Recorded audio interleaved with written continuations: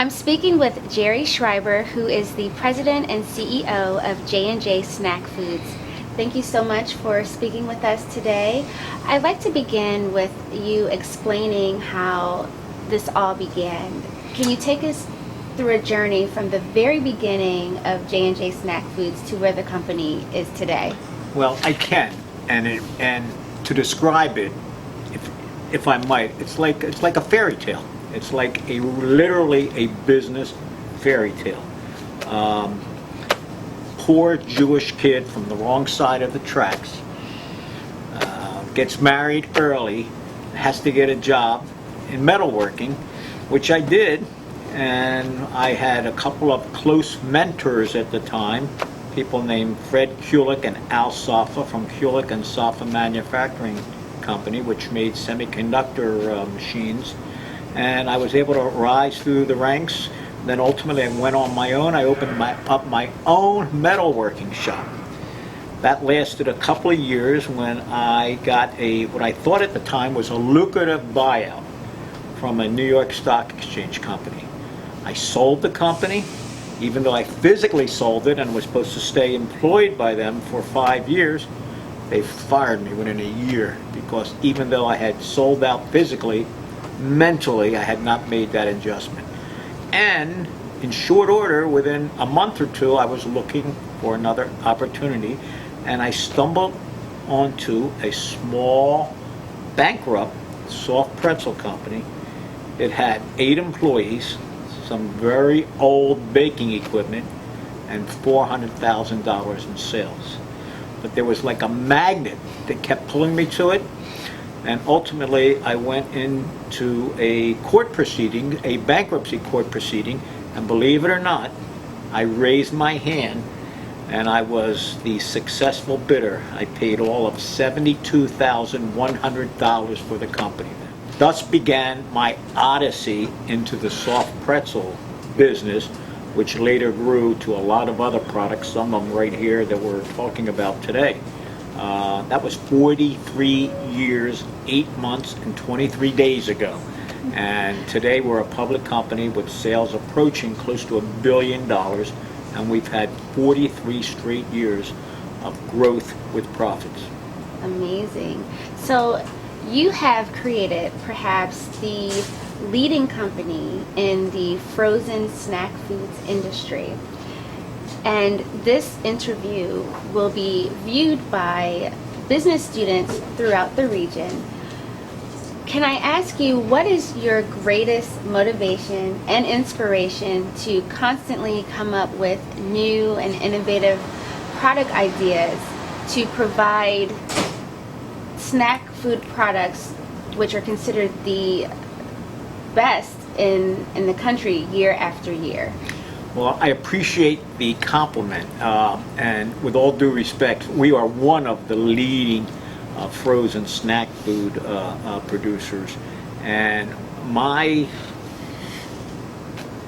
goals from the very beginning was to build a big company and to make my family proud of me.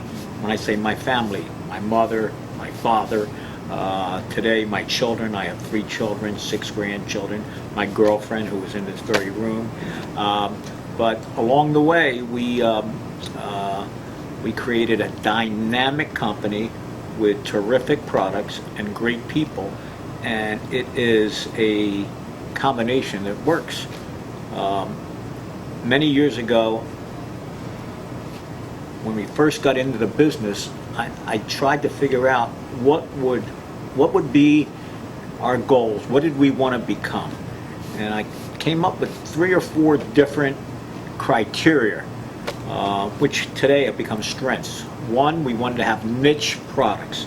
And certainly soft pretzels and our churros and our icy frozen beverages are all niche products.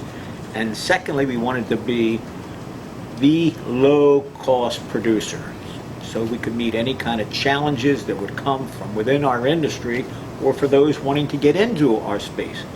And thirdly, and equally as important, I wanted to dominate, and maybe that's a poor word, but I certainly wanted to be a leader in the marketing and the distribution, because you can make a good product, You could have the best systems in there, but ultimately you gotta have to market it and sell it.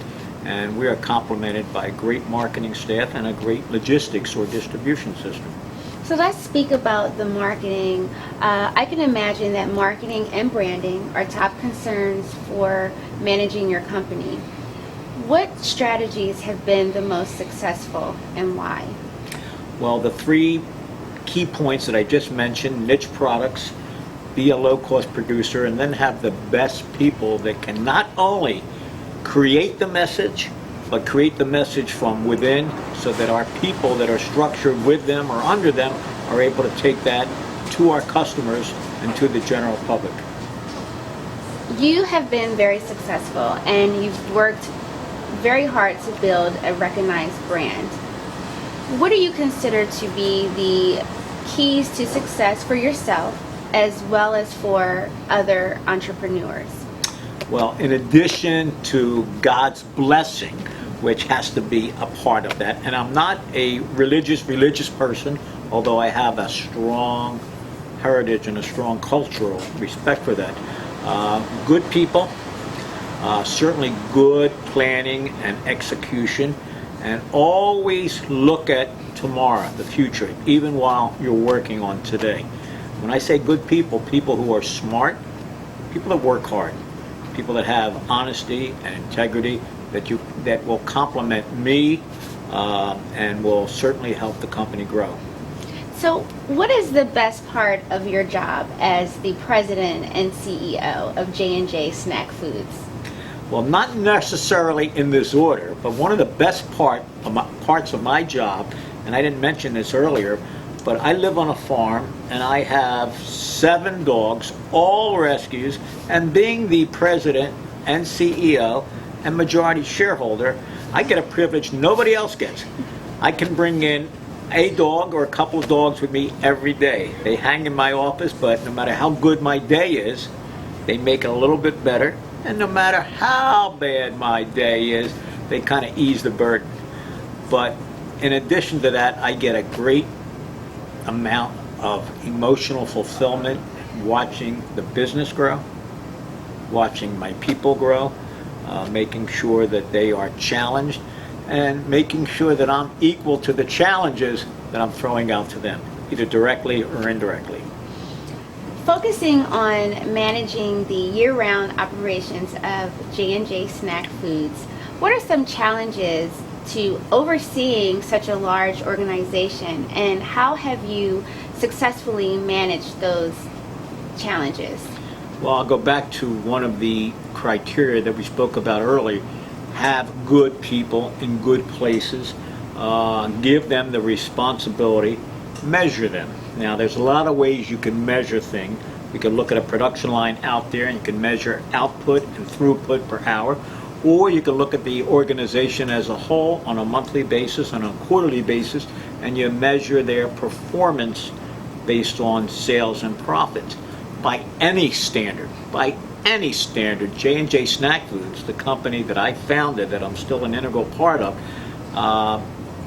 gets excellent ratings on all of these things. We're a public company today.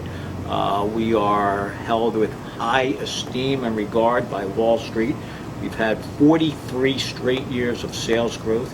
We've had 172 straight quarters of profitability. So that is indeed a measurement, but I don't want all of our measuring tools to be based on on finances, on profits. I want it to be based on who do we touch? What do we do? How do our people grow with us? If you walked into our building today, you'll see a big chart on that wall with 10, 15, 20, 25, and 30-year awards. That's rare. That's rare in any company. It's particularly rare out of a little company from Pensacola, New Jersey, that today has a national, perhaps an international reach. So speaking about employees staying and having such a long longevity, from a human resources perspective, what is the criteria that you look for in a potential candidate when seeking to hire new executives and senior managers? Well, to begin with, I try and make sure that the filtering process that goes from me to my closest management staff, that they understand what we need within the company, what kind of people that we want to hire to grow with us. And generally, we're right on mark. It's very rare that we go through. It's very rare that once people last a year or 2 years that they leave, because they have been thoroughly rinsed. So we're looking for people that are bright, but they don't have to be brilliant. We're looking for people that have a good work ethic, all right, that are not afraid to get their hands dirty, they're not afraid to lead others as well as themselves. And we're looking for the special integrity that comes along with our culture of working hard, having a little bit of fun, but making sure that their efforts are part of a combined entity. I like to think that the speed of the leader, and that would be me, determines the speed of the pack. And notwithstanding the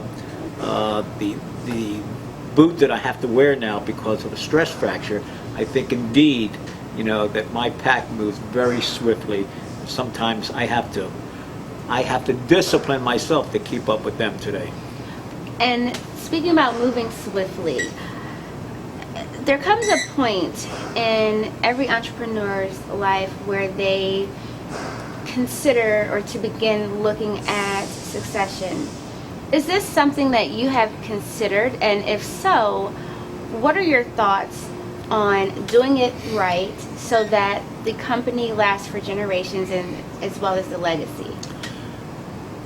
Yes, I have thought about that, and particularly as I creep older every year. I'm a young 73, but I look to succession, and I have been, planning for it, because this company, notwithstanding our rich history, I not only want this company to thrive, to survive after I am retired or gone, but I want it to thrive. So there are a couple of key individuals within our company that I am grooming for the future to take over in my shoes, hopefully though without having to wear a cast or a boot. Thank you so much for speaking with us today. It's been a pleasure. It's been my pleasure, and I thank you and Bob.